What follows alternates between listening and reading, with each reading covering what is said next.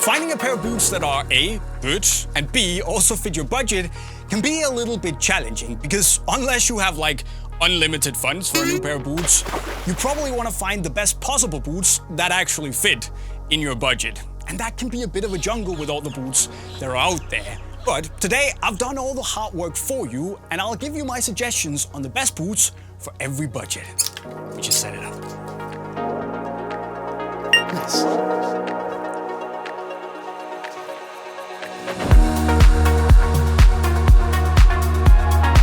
We can start out with a budget going up to 100 euros, which is also typically the area where you'll find the third and the fourth takedown models from the brands. Now, you might think that also means that all of the boots down here are pretty bad, which is actually not the case. Because, I mean, sure, the brands will have had to cut some corners in order to save cost. But if you take a boot like the Puma King Match, for instance, sure, it does feel a bit more plasticky than the King Ultimate, for good reason. I mean, it's 75 euros, but you still get a really soft and supple synthetic upper that emulates this leather-like finish. And then you also have a really nice, comfortable heel. You have this really low, pointy, very sleek shape to the boot that makes it feel not as chunky as you would normally associate with a takedown boot in this price range. And of course, you have Puma's FGAG outsole that means that you can use it safely on both natural and artificial grass. And I mean, for 75 euros, you can do a lot worse than this. You can of course also take a look at the Nike Mercurial Vapor 15 Academy, which not only looks a lot like the Elites, but also come with a mesh-based upper. And sure, it's not as nice or as soft as the Elite, but once you start breaking it in and playing with it, it actually softens up quite well. It's also relatively wide, so easy to enjoy, and have this low, pointy toe box as well, so pretty nimble on the ball. And you get Nike's MG outsole, multi-ground, which again means you can use it safely on natural and artificial grass. 85 euros, pretty solid. Or there's the Adidas Copa Glor, which stretches the budget a little bit. It's 100 euros, but that also buys you this lovely, lovely calf leather upper that softens up so well if you give it a little bit of love and break in time. It has a fold-over tongue that you can also cut off if you want. And it's just a really easy, no-nonsense boot that you can just step into and enjoy for 100 euros.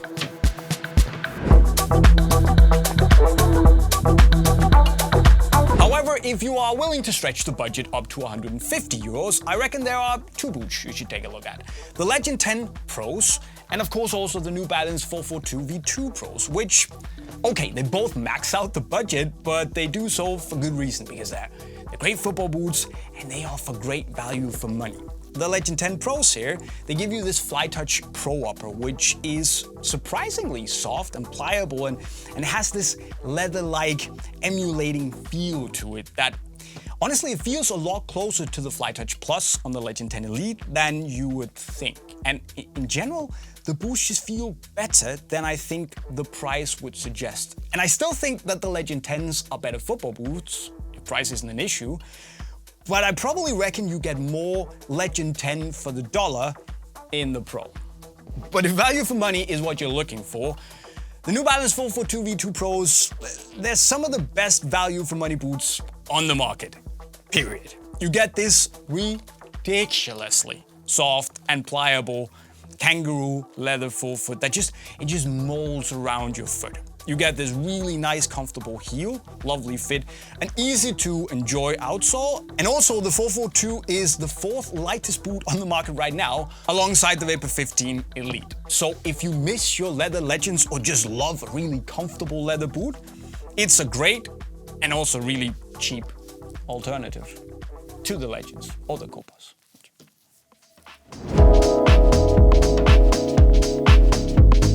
But let's chuck in an additional 50 euros and go up to 200, where, you know, you still get a lot of value for money. It's a thing now. You can either take a look at the Lotto Solista 200s or the Mizuno Elite boots, the Alphas or the Morelias. Now, if we start looking at the Lotto Solistas here, they're fun little boots. They're 160 euros, which, to be fair, is not a lot. It's not high innovation, I'll be honest, but you get this knitted upper with a nice bit of padding on the inside, and they just fit really, really well. It's like a sock that just feels painted on if you get the size right. I go down half a size. And it gives me Superfly 4 vibes with this very low pointy toe box and overall sleek fit that feels very ballet dancer-like. And for that money, I mean, it's a great speed boot option for a little less. You can, however, also, if you want the king of value for money boots, you should take a look at the Mizuno Alpha Elite or Morelia Neo Elite, which are made with or close to the same materials as the 350 euro-ish Japan models, but they're lasted 20 minutes instead of 24 hours and glued once instead of twice. And sure, there are other minor differences, but to be fair, I mean, for me, these can easily rival all of the other top models out there at 250 or 300 euros. And I reckon only like the hardcore nerds can really tell the difference between the Elites and the Japans. And for many players, these will be more than good enough at 200 euros. Value for money, this is it.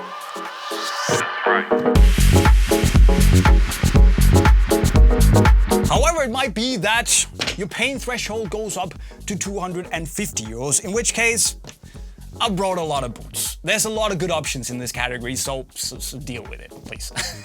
It is what it is. There are the New Balance boots, the Furon V7 Pros and Tequila V4 Pro Lows, which are they're 220 euros and they feel like they should be more, really, because they're just so well built. The hypo knit uppers here are really soft, they're nice and elasticated and also fit your foot so well.